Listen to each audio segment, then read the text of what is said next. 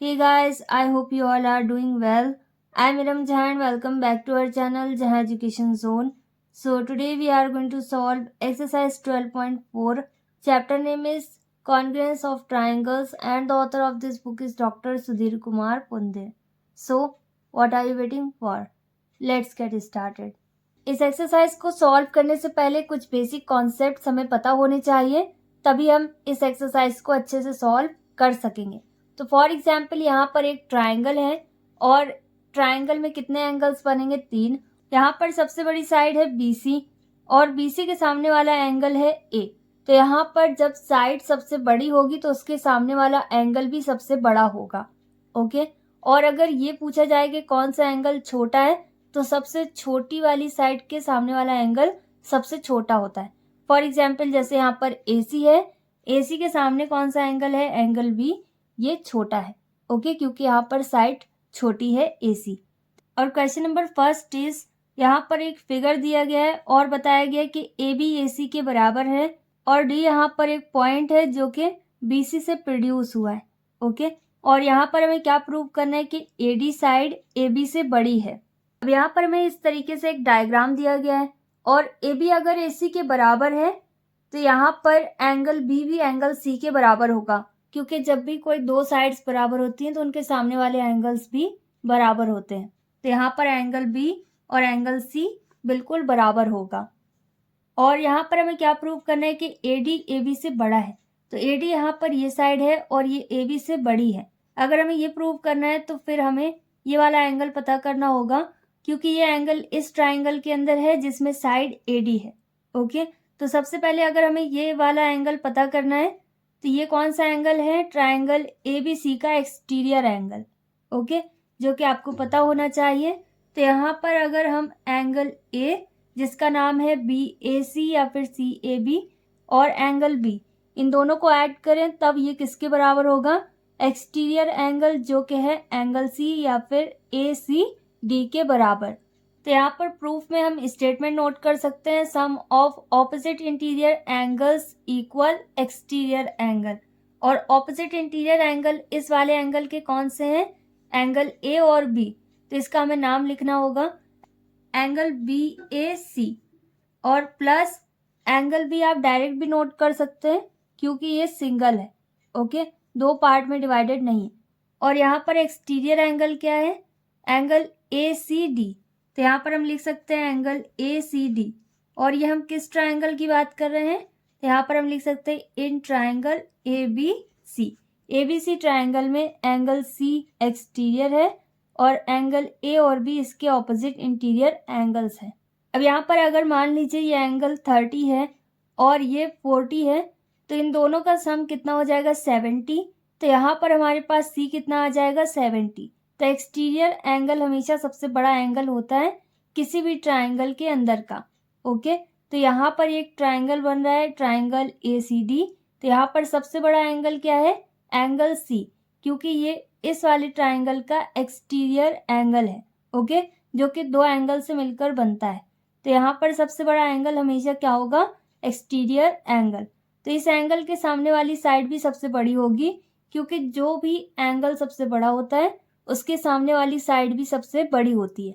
और इसी का ऑपोजिट अगर कोई एंगल सबसे छोटा है किसी भी ट्राइंगल में तो उसके सामने वाली मतलब ऑपोजिट साइड हमेशा सबसे छोटी होती है। अब क्योंकि यहाँ पर हमें ये प्रूव करना है कि AD AB से बड़ा है, तो AB और AB के सामने कौन सा एंगल है? Angle D। और AD के सामने वाला एंगल B है। तो यहाँ पर हमें इनके एंगल्स पता होने चाहिए। यहाँ पर हमारे पास एंगल ACD आया, मतलब एंगल C पता है। और एंगल C क्योंकि एक्सटीरियर एंगल था तो ये सबसे बड़ा है इन तीनों एंगल में, जो कि है एंगल CAD, एंगल ACD और एंगल CDA या ADC। तो यहाँ पर एंगल DC ये बड़ा होगा। तो यहाँ पर हम लिख सकते हैं is greater then angle D। Okay, यहाँ पर हमारे पास क्या आया? Angle ACD। एंगल ACD ये वाला एंगल है एंगल C, इसके सामने वाली साइड बड़ी होगी। ओके, क्योंकि ये बड़ा है तो इसके सामने वाली साइड क्या है? AD। तो यहाँ पर आ जाएगा AD और ग्रेटर देन का साइन रहेगा। और इसी तरीके से एंगल D है एंगल डी के सामने वाली साइड क्या है, ए बी, तो यहाँ पर क्या आ जाएगा, ए बी। तो यहाँ पर हमें यही प्रूव करना था, ये प्रूव हो गया। Next is question number 2। अब यहाँ पर ABC एक ट्राइंगल है और इसका कोई फिगर हमें नहीं दिया गया, तो इसे हमें खुद ही ड्रॉ करना होगा। एंगल ए यहाँ पर 45 डिग्रीज का है, एंगल बी 70 डिग्रीज का है, और यहाँ पर हमें शॉर्टेस्ट और लॉन्गेस्ट साइड इस ट्राइंगल की पता करनी है। फॉर एग्जाम्पल यहाँ पर ये एक ट्राइंगल है जिसका नाम है ABC, और यहाँ पर एंगल ए और बी की वैल्यू हमें बताई गई है। तो सबसे पहले हम एंगल सी की वैल्यू पता कर सकते हैं ट्राइंगल का फॉर्मूला अप्लाई करके। ओके, तो यहाँ पर हम नोट कर सकते हैं sum of all interior angles of a triangle is equal to 180 degrees, और यहाँ पर मैं डायरेक्ट वैल्यू पुट कर रही हूँ। अगर आप angle A plus angle B plus angle C equal 180 degrees note करना चाहें तो भी करेक्ट है। तो यहाँ पर एंगल ए की प्लेस में हमारे पास है 45 डिग्रीज, प्लस एंगल बी की प्लेस में हमारे पास 70 है, और एंगल सी हमें नहीं पता, एंगल सी वैसे रहेगा इक्वल 180 डिग्रीज। 45 और 70 को हम ऐड कर सकते हैं, इनका नेचर सेम है। यहाँ पर 115 आ जाएगा, plus angle C equal 180 degrees. अब सिर्फ एंगल सी पता करना है, तो ये हो जाएगा 180 डिग्रीज माइनस 115। अब इन दोनों को माइनस करने पर कितना आएगा, 65 डिग्रीज। तो यहाँ पर एंगल सी की वैल्यू हमारे पास कितनी आई, 65 डिग्रीज। अब यहाँ पर हमें क्या पता करना है, लॉन्गेस्ट और शॉर्टेस्ट साइड। तो यहाँ पर सबसे बड़ी और सबसे छोटी साइड हमें पता करनी है। तो यहाँ पर सबसे बड़ा एंगल क्या है, 70 डिग्रीज का एंगल, तो इसके सामने वाली साइड क्या हो जाएगी, सबसे बड़ी साइड, मतलब इसकी ऑपोजिट साइड सबसे बड़ी होगी। तो यहाँ पर सबसे बड़ी साइड क्या है, AC। और इसी तरीके से यहाँ पर सबसे छोटा एंगल क्या है, 45 डिग्रीज एंगल A, तो इसके सामने वाली साइड सबसे छोटी होगी, मतलब इसकी ऑपोजिट साइड सबसे छोटी होगी, जिसका नाम क्या है, BC। ओके, तो यहाँ पर हम स्टेटमेंट नोट कर सकते हैं, therefore shortest side equal BC and longest side equal AC। और आप किसी को भी पहले और बाद में नोट कर सकते हैं, and this is our final answer. Next is question number 3। अब यहाँ पर हमें पूछा गया कि क्या हम एक ट्राइंगल ड्रॉ कर सकते हैं, और इसकी साइड्स बताई गई हैं कि मतलब इन साइड्स मिलाकर एक ट्राइंगल बन सकता है या फिर नहीं। फॉर एग्जाम्पल यहाँ पर एक ट्राइंगल है जिसका नाम है ABC, और यहाँ पर इसकी 3 साइड्स हमें बताई गई है, और हमें चेक करना है कि इन साइड्स से ट्राइंगल बन सकता है या फिर नहीं। इसके लिए हमारे पास रूल है कि sum of 2 sides must be greater than third side. 2 side का सम तीसरी वाली साइड से हमेशा ज़्यादा होना चाहिए। अगर तीनों ही कंडीशन में ऐसा हो रहा है तब यहाँ पर एक ट्राइंगल बन सकता है इन सभी वैल्यूज से। ओके, तो पहले आप कोई भी 2 साइड को ऐड कर सकते हैं। तो फॉर एग्जाम्पल AB और BC, इन दोनों साइड को अगर हम ऐड करें तो ये हो जाएगा 3 + 4 या फिर 4 + 3, कितना आएगा हमारे पास 7, और 7 यहाँ पर थर्ड साइड से ज़्यादा है, तो 7 इज ग्रेटर देन 5। तो फर्स्ट कंडीशन तो हमारी अप्लाई हो गई। अब इसी तरीके से सेकंड में देखते हैं कि 2 साइड का सम तीसरी वाली से ज़्यादा होना चाहिए। तो यहाँ पर आप कोई भी 2 साइड ले सकते हैं, BC और AC भी ले सकते हैं, और AB और AC का भी सम कर सकते हैं। तो यहाँ पर अगर हम BC और AC इन दोनों को ऐड करें तब हमारे पास क्या आएगा, 4 + 5, और इन दोनों का सम करने पर 9 आएगा, और 9 यहाँ पर थर्ड साइड AB से बड़ा है, तो यहाँ पर 9 इज ग्रेटर देन 3 है, और ये कंडीशन भी फुलफिल हो रही है। अब इसी तरीके से इसके आगे क्या है, AC और AB इन दोनों का सम करना है, और इससे बड़ा होना चाहिए जो कि दिखाई दे रहा है। तो यहाँ पर हम लिख सकते हैं 5 + 3, कितना आएगा 8, और 8 यहाँ पर 4 से बड़ा है, तो 8 इज ग्रेटर देन 4। तो यहाँ पर सभी 2 साइड का सम तीसरी वाली साइड से बड़ा है, इसका मतलब यहाँ पर साइड 3, 4 और 5 से ट्राइंगल बन सकता है। तो यहाँ पर आंसर क्या हो जाएगा, yes. Next is question number 4।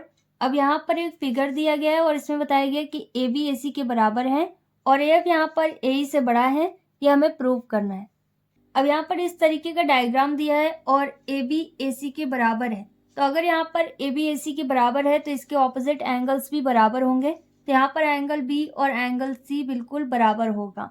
तो यहाँ पर हम लिख सकते हैं since AB is equal to AC, therefore angle B is equal to angle C। अब यहाँ पर हमें क्या प्रूव करना है कि AF AE से बड़ा है, यहाँ पर ए एफ और ई इसको मिलाकर एक ट्राइंगल बन रहा है। तो यहाँ पर अगर इनके एंगल्स बड़े और कम आए तो उससे पता चल जाएगा कि यहाँ पर कौन सी साइड बड़ी है और कौन सी कम है। तो यहाँ पर सबसे पहले हमें एफ और ई एंगल पता करना होगा, क्योंकि इन्हीं के ऑपोजिट साइड क्या है, ए एफ और ए ई। ओके, तो यहाँ पर एंगल एफ है और इसका वर्टिकली ऑपोजिट एंगल यहाँ पर बन रहा है। तो वर्टिकली ऑपोजिट एंगल बिल्कुल बराबर होते हैं, तो इसका नाम हो जाएगा ए एफ ई या फिर ई एफ ए। जो कुछ भी आप लिखना चाहे लिख सकते हैं। और इसी तरीके से इसकी नेमिंग करनी है।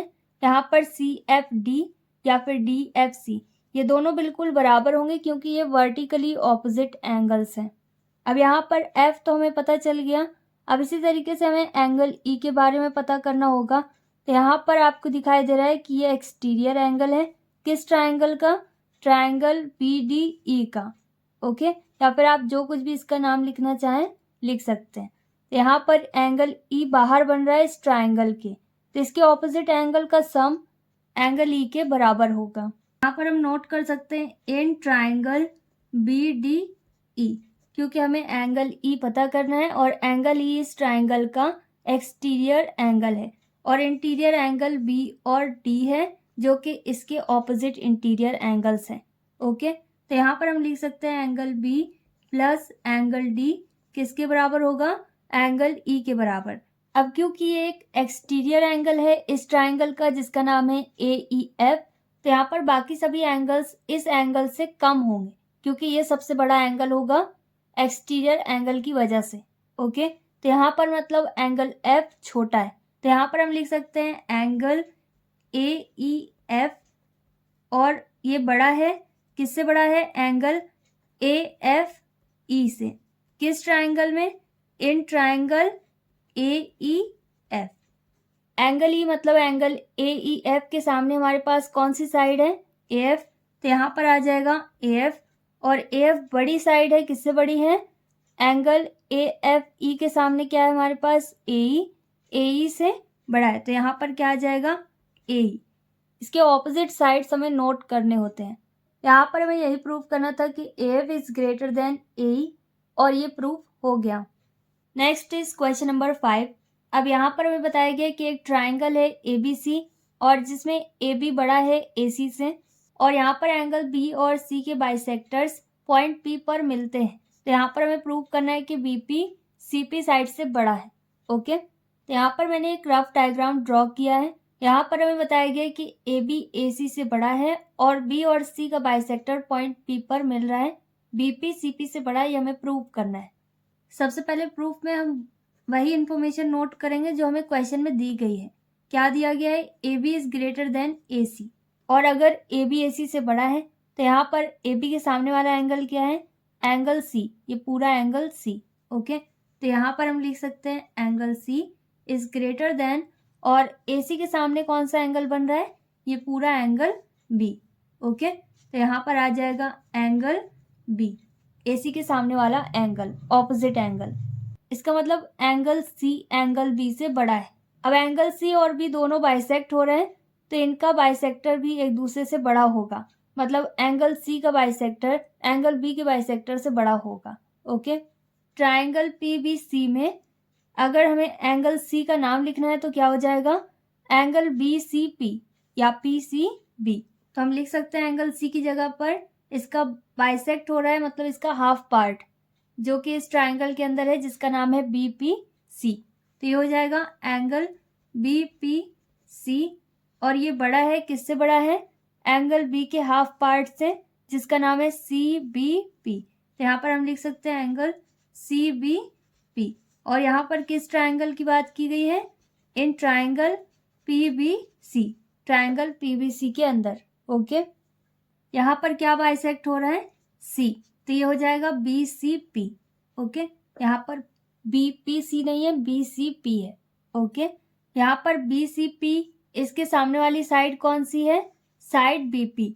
तो यहाँ पर आ जाएगा इसकी जगह पर साइड बी पी। एंगल को साइड में चेंज करना है। कोई भी एंगल अगर बड़ा है तो उसके सामने वाली साइड भी हमेशा बड़ी होगी। तो यहाँ पर ग्रेटर देन का साइन आ जाएगा और एंगल सी बी पी मतलब एंगल बी, इसके सामने वाली साइड क्या है? CP। यहाँ पर हमें यही प्रूव करना था और ये प्रूव हो गया। Next is question number 6।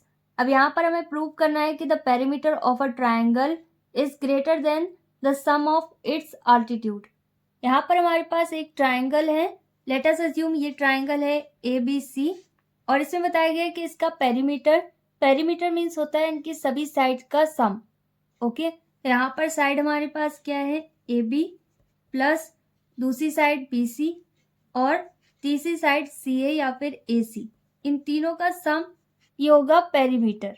Okay, इस ग्रेटर देन मतलब यहाँ पर पेरीमीटर ज्यादा है, किससे ज्यादा है? इस ट्राइंगल में बनने वाली तीनों अल्टीट्यूड के सम से। ओके, अल्टीट्यूड का मतलब है कि यहाँ पर 90 डिग्रीज का एंगल बनेगा दोनों ही तरफ। ओके, तो यहाँ पर अल्टीट्यूड क्या है? एक वर्टेक्स से दूसरी साइड तक जाने वाली एक लाइन और जहाँ पर 90 डिग्रीज का एंगल बनेगा, इसका कुछ हम नाम भी लिख सकते हैं। फॉर एग्जाम्पल ये E है, तो यहाँ पर अल्टीट्यूड का क्या नाम है? AE। इसी तरीके से B से F तक अल्टीट्यूड है और यहाँ पर भी 90 डिग्रीज का एंगल बनेगा दोनों ही तरफ। और इसी तरीके से C से लेट अस अज्यूम ये G है। यहाँ पर इन तीनों अल्टीट्यूड का सम, तो पहली अल्टीट्यूड हमारे पास है PF, किसी को भी हम पहले और बाद में नोट कर सकते हैं, और दूसरी हमारे पास है AE, तो यहाँ पर आ जाएगा AE प्लस तीसरी क्या हो जाएगी CG। तो यहाँ पर हमें क्या प्रूव करना है कि पेरीमीटर बड़ा है, किससे बड़ा है? अल्टीट्यूड के सम से। ओके, यहाँ पर बहुत से ट्राइंगल बन रहे हैं, तो उन ट्राइंगल्स का हमें यूज करना है और वन बाय वन यहाँ पर एक दूसरे को हमें बड़ा और छोटा प्रूव करना है। ओके, तो सबसे पहले जैसे यहाँ पर ट्राइंगल बन रहा है जिसका नाम है ABE, और ये कैसा ट्राइंगल है? राइट एंगल ट्राइंगल, मतलब यहाँ पर 90 डिग्रीज का एंगल बन रहा है जो कि फिक्स्ड है क्योंकि यहाँ पर ये अल्टीट्यूड है। तो यहाँ पर हम लिख सकते हैं इन ट्राइंगल का नाम हमारे पास है यहाँ पर ABE। ओके, और आप कोई से भी ट्राइंगल को पहले नोट कर सकते हैं। अब यहाँ पर क्योंकि ये 90 डिग्रीज का है तो बचे हुए एंगल क्या है? एंगल B जिसका नाम है ABE, और दूसरा एंगल है एंगल A जिसका नाम है BAE। ये दोनों एक्यूट एंगल ट्राइंगल हैं। किसी भी राइट एंगल ट्राइंगल में सबसे बड़ा एंगल 90 डिग्रीज का होता है और बाकी के दो एंगल 90 डिग्रीज से कम होते हैं, जिसे हम एक्यूट एंगल ट्राइंगल बोलते हैं। ओके, अब यहाँ पर क्योंकि एक राइट एंगल ट्राइंगल है, यहाँ पर 90 डिग्रीज का एंगल बन रहा है, तो ये सबसे बड़ा एंगल है, तो इसके सामने वाली साइड भी सबसे बड़ी होगी। ट्राइंगल ABE में इसके सामने वाली साइड क्या है? AB। तो यहाँ पर AB साइड बड़ी है, किससे बड़ी है? साइड AE से, जहाँ पर 90 डिग्रीज का एंगल बन रहा है, तो ये हो जाएगा AE। ओके, तो यहाँ पर हम इसे इक्वेशन नंबर फर्स्ट अज्यूम कर सकते हैं। अब इसी तरीके से हमें दूसरा ट्राइंगल लेना होगा जिसमें हम दूसरी अल्टीट्यूड और दूसरी साइड यूज कर सकें। तो यहाँ पर एक ट्राइंगल बन रहा है जिसका नाम है BAF, लेकिन यहाँ पर साइड AB है जिसे हम यूज कर चुके हैं, तो यहाँ पर ये ट्राइंगल बन रहा है इसी अल्टीट्यूड से जिसका नाम है BF, और यहाँ पर साइड अलग है जिसका नाम है BC। तो इस ट्राइंगल को हम यूज करके बाकी दो साइड को बड़ा और छोटा प्रूव कर सकते हैं। ओके, तो यहाँ पर हम लिखेंगे इन ट्राइंगल, और ट्राइंगल का नाम हो जाएगा BCF, और आप इसका कुछ भी नाम नोट कर सकते हैं। अब क्योंकि ये भी एक राइट एंगल ट्राइंगल है, तो यहाँ पर सबसे बड़ा एंगल क्या है? 90 डिग्रीज का एंगल, और बाकी के दो एंगल एक्यूट एंगल है जिसका नाम है FCB। ये भी एक्यूट एंगल है, 90 डिग्री से कम है, और दूसरा एंगल है FBC।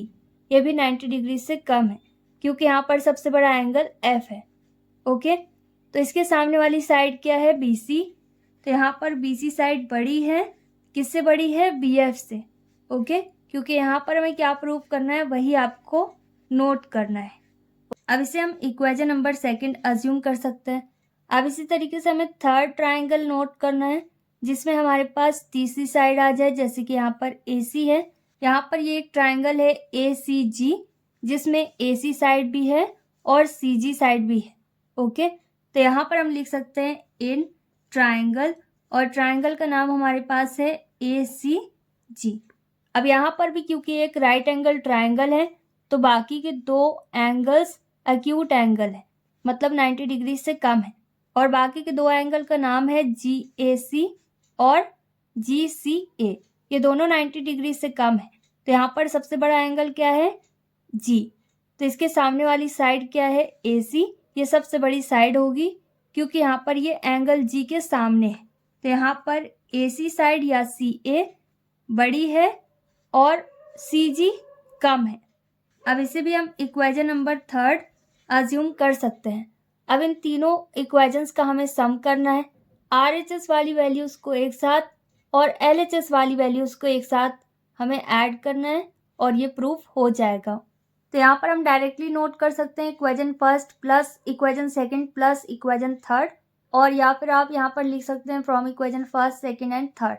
ओके, आप जिस तरीके से नोट करना चाहें कर सकते हैं। अब यहाँ पर LHS में हमारे पास इक्वेशन फर्स्ट में क्या है? AB। तो यहाँ पर AB आ जाएगा। इक्वेशन सेकंड में LHS में हमारे पास BC है तो BC आ जाएगा। इक्वेशन थर्ड में LHS में हमारे पास AC है तो AC आ जाएगा। अब यहाँ पर ग्रेटर देन का साइन है तो यही साइन हमें नोट करना है। RHS में इक्वेशन फर्स्ट में हमारे पास AE है प्लस सेकंड इक्वेशन में हमारे पास BF है और थर्ड में हमारे पास CG है। तो इन तीनों का सम नोट करना है। तो यहाँ पर जो कुछ भी हमें प्रूफ करना था वो प्रूफ हो गया। और यहाँ पर आप स्टेटमेंट भी नोट कर सकते हैं, therefore the perimeter of a triangle is greater than the sum of its altitude. Next is question number 7। अब यहाँ पर एक फिगर दिया गया है और बताया गया कि इस सर्कल का सेंटर O है और XY इसका डायमीटर है।